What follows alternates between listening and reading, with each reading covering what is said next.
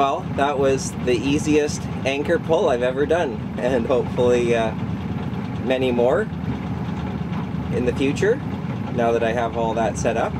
And wow, I'm not even tired, my arms aren't sore, my back isn't sore, and that was really easy.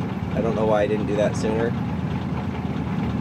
but I guess you could say I paid my dues. I've been pulling that anchor on this boat for 6 years, over 6 years, so I guess I was 6 years of hard labor paid off with windlass now.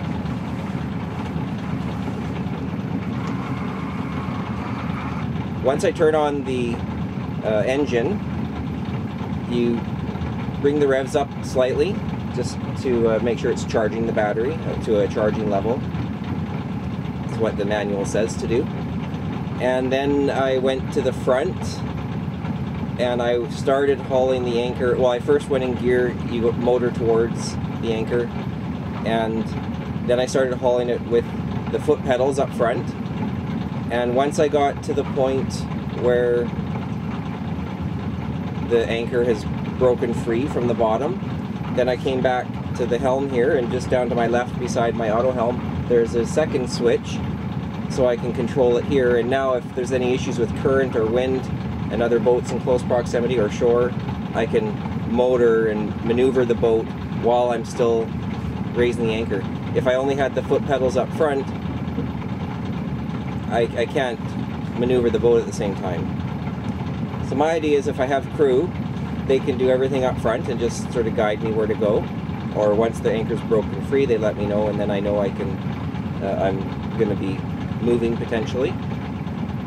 And if I'm by myself, I'll do the first part of it up at the bow, and then the last, once it's broken free, then I'll raise it from here, and that way I know I'm not going to bump into anyone else or the shore.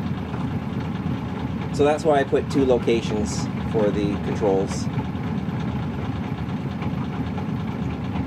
And I guess I better start picking up speed here and be on my way.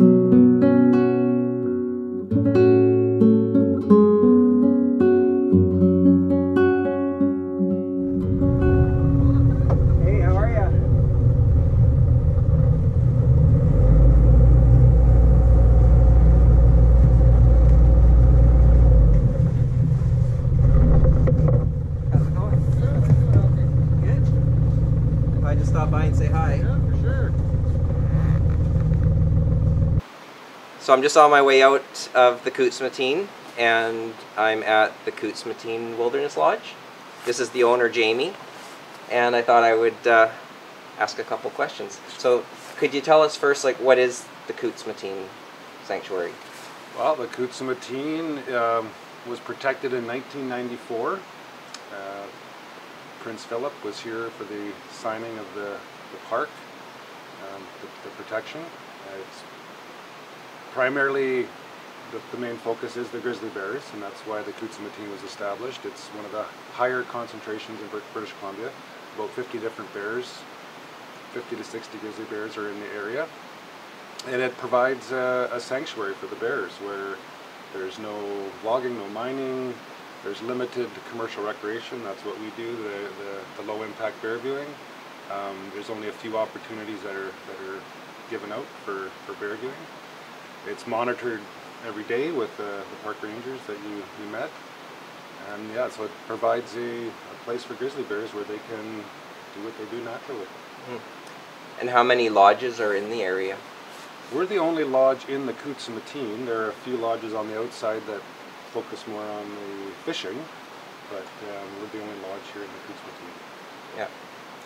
And we stayed here last year, and we really appreciated that. Oh no, it was fun to have you, yeah. Yeah, we met some really great people, the guests and yourself, and Devlin knew you from before, so yeah. that was our inside link to stopping by and saying hi. But we did really appreciate the meal and, you're and the very hospitality. welcome. No, it's great to have friends stop by and say hi, yeah. Yeah, so that was very much appreciated.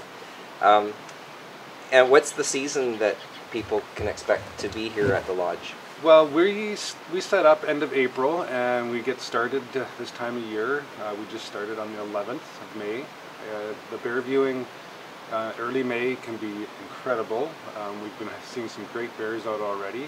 It really depends on the weather and the sedge, because it's the sedge that are coming out of hibernation. They're hungry, they'll be eating some skunk cabbage, digging up some different roots, but it's that sedge, once it starts to grow, it's really high in protein. So that's why the bear viewing is so good this time of year, because they're grazing like cattle out on the sedge flats. And it's one of the unique things about the Khutzeymateen is this whole entire inlet, all the different creeks. There's sedge estuaries all the way up the inlet, so there's a lot of habitat for the bears. And that's the best place to view them, is in those grassy areas. Right on the sedge, yeah. They have to eat. Their calories, they have to replenish from the winter.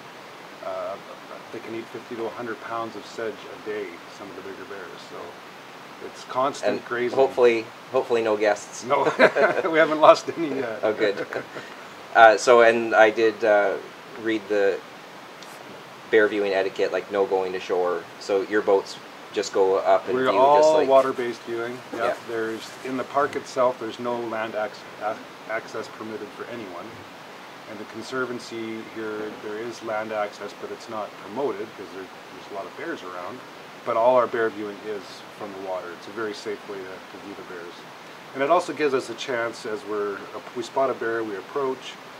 If we see any change in that bear's behavior at all, we'll stop what we're doing and move away.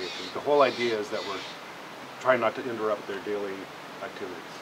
Yeah. And most of the bears here, like there's been bear viewing here since the late 80s, so generation to generation, that comfort with people that there's no threat, and it's just every benign interaction reinforces to the bear that we're just part of their day. Yeah. There's no threat there. Yeah.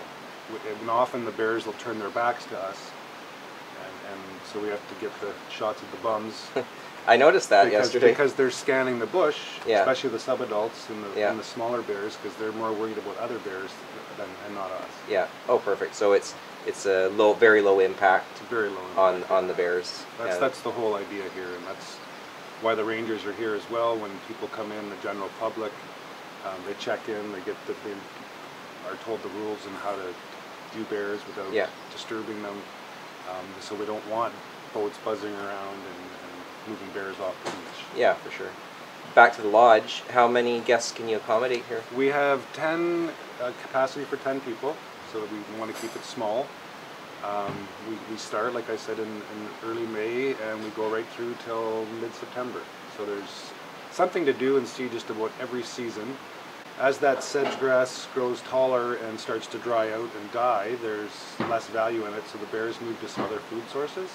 So there can be a bit of a gap end of July to early August where there's not as many bears around, but then when the pink salmon return in mid-August, it's full on again with bears fishing. So oh, nice. and about half a dozen of the streams around here, including the Khutzeymateen River, can fill up with pink salmon. So there's a lot of different spots where we keep an eye out for bears fishing in the creeks.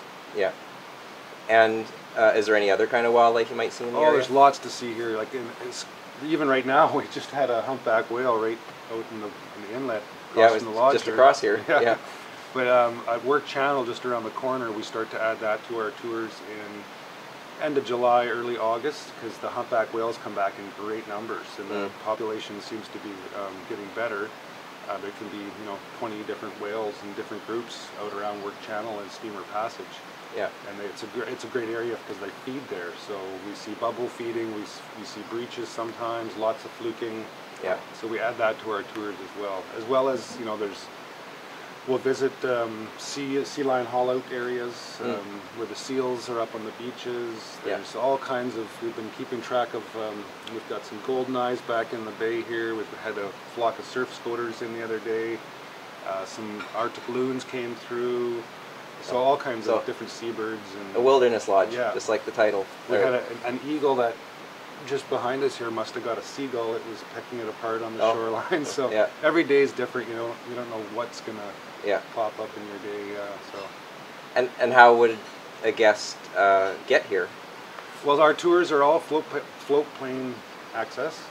So good guests stage in Prince Rupert the night before, and then at 8:30 the next morning, the float plane brings them right to our dock here.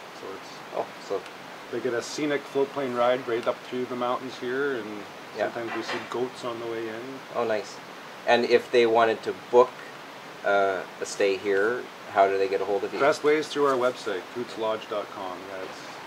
All the information's right there. Guests get a hold of us, and we have a turnover every 4th day. Okay, so it's a standard package. 4 days. It's 3 full days of bear viewing, and you leave on the 4th morning. Well, thanks a lot, Jamie. You're welcome. I really appreciate the info. Yeah. And when I'm coming up next time, I'll stop by and say hi. Sounds good. All right, thanks.